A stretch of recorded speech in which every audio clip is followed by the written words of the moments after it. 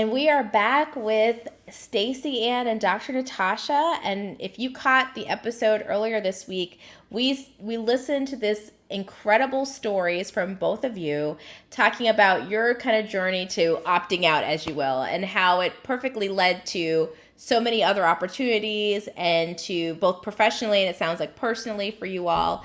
And along the way, we talked a little bit. You both talked about stigma a little bit, right? That what is means to be a Black woman. So much of our identity is carved out from seeking help. I mean, even rest, you talked about early on, Stacey, and that you're like an advocate for rest as being resistance. And I want to get back to that because we are an international community, and I do think it is stigmatized for Black Americans, Africans, it is stigmatized for West Indian folks, but there is a cultural resistance to therapy. And you all, particularly speaking from a West Indian perspective, that is not something that is talked about. And when people go to get help, it's like, no, you don't need that. You're crazy. Sometimes it's intertwined with faith for some folks as well, too, that they're just like, we'll pray that away.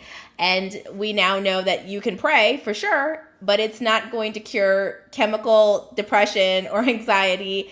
It can help you cope. And I'm not a person who talks down about prayer. I always say that's something that can, if it helps you, you should do it. And it does have benefits. But I want to talk to you all about what stigmas did you feel you need to overcome and how you see stigma in general across the community and across West Indian communities. We'll talk about that from your personal experience, where you see that stigma. So we'll start with Dr. Natasha. I'd love to hear from you on that. Yeah, absolutely. I think, what's interesting is that I'm born in Toronto. My family's from the Commonwealth of Dominica. So being raised, very, very West Indian, regardless of being raised in Toronto. But still, the stigmas are very real. So I think, what was important for me was understanding of the history of mental health and mental illness and how it was treated, particularly back in the Caribbean. So, and that's where a lot of we have to look at the root to understand where these stigmas are coming from generationally. So once we have that understanding of how it was very much pathologized, but also medicalized, right? So a lot of people, the minute that they mentioned that they had some sort of issue, most times they were institutionalized, drugged, to the point of a stupor where they could not handle themselves, and then they were locked up pretty much for the rest of their lives. So it was it was very difficult to actually admit that you were having difficulty, because if you did, the way that mental health was treated in the larger Caribbean countries. So we're talking about Jamaica, Trinidad, Barbados, those larger countries, it was psychiatric. You were institutionalized, you were housed in a crazy house, and that was it. You were drugged significantly to the point where you could not function. And pretty much that's where you died. Now, on top of that, where the stigma ends up transcending historically was if someone was being institutionalized or sent to the crazy house, as they called it, not only was that person stigmatized, but the entire family was stigmatized, right? So it's not just, this person is, at the crazy house. Something has to be wrong with their parents. Something has to be wrong with siblings. So that crazy transcends, right? So hence I need to then either separate myself from that person so that the stigma doesn't trail towards me as well, and or, the stigma stays with me, right? So it's looking at some of that history is so important. So what it has done, it has polarized mental health and mental illness. And when I usually speak to my community in particular, but the Caribbean community or the Black community as a whole, a lot of times we talk about the stigmas either it's polarized, it's black and white thinking or all or nothing thinking. It's either you're good or you're crazy. There's no in between. So a lot of times mental health is synonymous with symptoms that would be seen in someone who was schizophrenic or paranoid. But they house all of those symptoms and believe that all of that is mental health. So I can't say that I'm depressed or I'm sad or I'm overwhelmed or I'm struggling, because that's now going to put you on the pole, on the side of the pole in which you are crazy.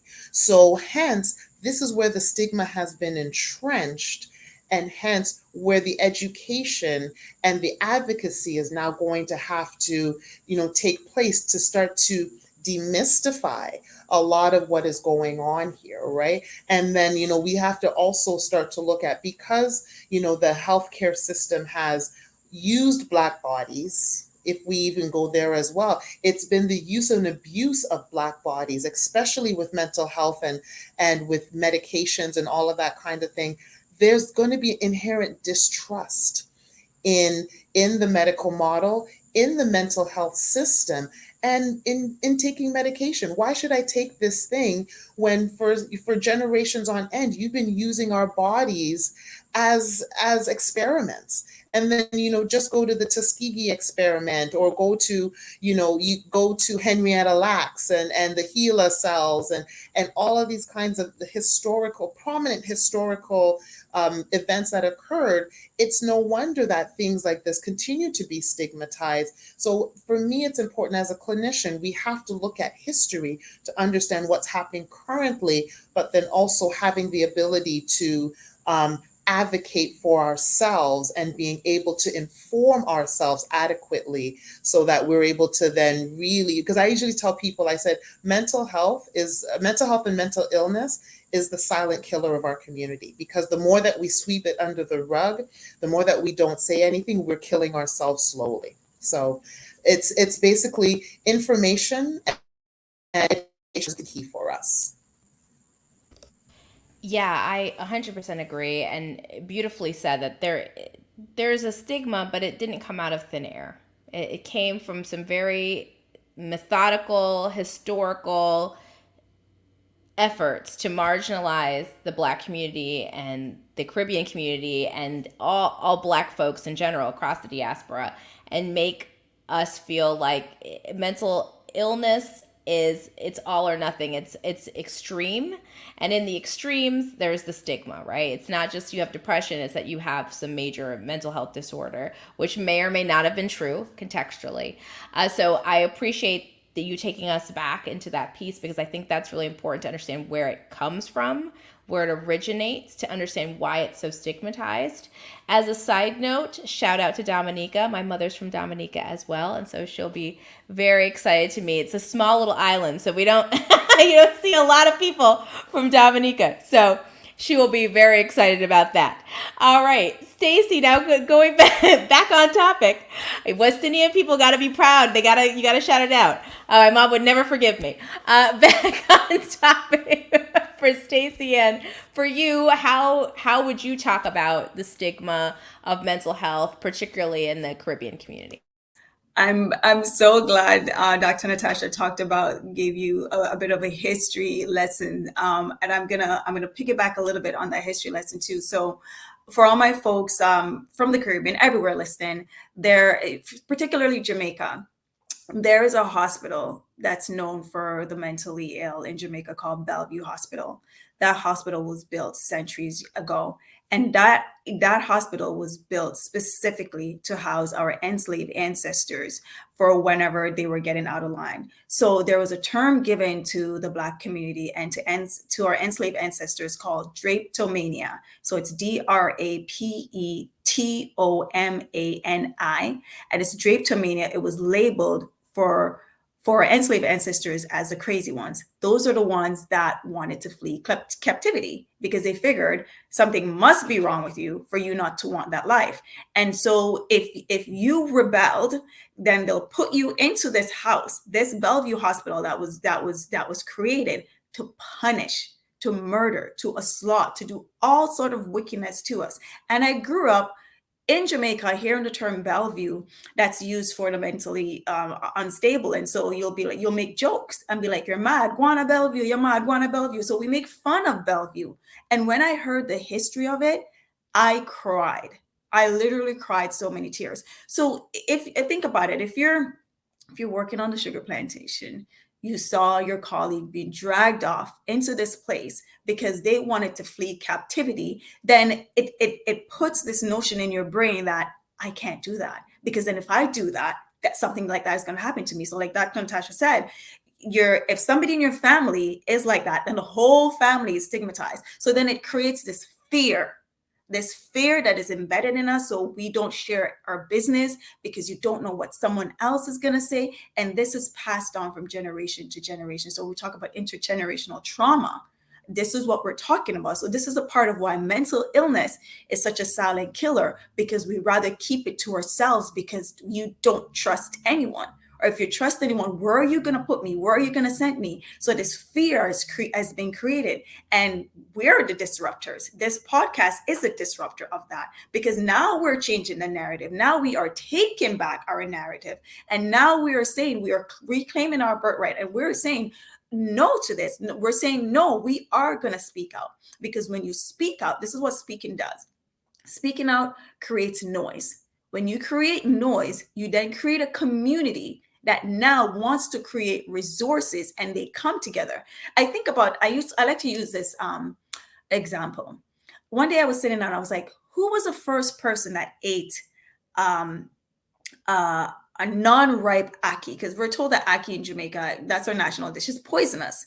So who was the first person that ate that, passed away from that, and then the noise trickled down for folks to know that, you know what, don't eat ackee if it's not ripe. It's poisonous. So think about that noise that created. Think about somebody verbally saying. So now let's disrupt that and say, you know what? Now we need to talk about mental health. Now we need to reclaim it. It's like when you grow up and you hear about that one auntie. They're like, oh, our head tech her, she no dede. She probably had anxiety. You know why? Because she probably had so much stuff that she was dealing with. You know, and so we like to give a name to something, and the name to the education. The language around mental illness is part of the stigma that is holding us back, because nobody wants to claim crazy. Nobody wants to hear mad. Those are not good words, right? So the language has to change. And so there's so many, but that's the root of our stigma, is that it's that silence. It's that silence around it. And then when you keep silent, if something is going on with you, we know the brain cells, like, maybe I'm wrong, but correct me, it replaces itself. So if you're consistently in a place where you're not getting help, this is what happens. Then the chemical reaction keeps going on. And so it builds and builds and builds, because you're not getting help because you didn't talk about it. And so, yes, I'm an advocate of speaking and sharing. I'm also an advocate of making sure that you are safe and you're in spaces that you are safe to share. But I would say, like, I want to wrap it up, but I would say that those are one of the biggest stigmas in our community. And so in working with decolonizing mental health, I had to learn from the root what is happening and how we can now change that. Our podcast, Dr. Natasha's and I podcast, the tagline is reclaiming our narrative. It's taking back our narrative. So that's what we want to do, is to take it back. And now let's rewrite it. Let's change it and change it for the absolute better. Well said. And even just, you talked about the silence being the killer, right? And that silence really is struggle. It's like when we are silent, I always think about, I think it's Alice Walker's quote that said, or Zora Neale Hurston, that said, if you're silent about your pain, they will kill you and say you enjoyed it. It is such a beautiful quote, because it's so true. If you are silent about what is going on in your life, you are slowly going to die, and people are going to say, you're fine. What possibly could go wrong? Like, it's just not out there. And at the same time, knowing the roots of that, knowing the power, so much what we talk about in this podcast is like, we inherit. We didn't create them, but we inherited these myths, and they get passed on generationally, and the trauma gets locked in generationally. And so we've inherited all this, and it's a lot of work to undo it, but it's such worthy work, because on the other side of that is where we're going next, is joy on the other side of that work. But you can't get to joy. The reason why we spent 2 segments 2 times this week talking about this is because you cannot get to the other side unless you know where it's coming from, And you know the moment that it clicked for you all is where we started, where it's like, I need to do something different. And the process of that click, that light bulb moment, that's when that happens, that you now know where it comes from. You go on, each one of you went on this kind of history journey, even if it wasn't for you all, it was literally all the way back to the roots of your country and to the roots of Blackness. But it could also be just like going a journey back for those of you listening to your family, like just your family tree and understanding that. But it's that journey to going back, that light bulb moment, those are kind of the key pieces that get you to where we all want to be, which is joy. And so I want to close out our conversation, which has flown by already, by talking about joy and how you each center joy in your lives, both personal and professional. So when we come back, we're going to wrap up this conversation with Dr. Natasha and Stacy-Ann and talk about joy. I mean, we talked about pain and stigma. Let's talk about some joy in our lives and how we get that and how you've done that. So stay tuned, everyone, as we come back with Stacy-Ann and Dr. Natasha.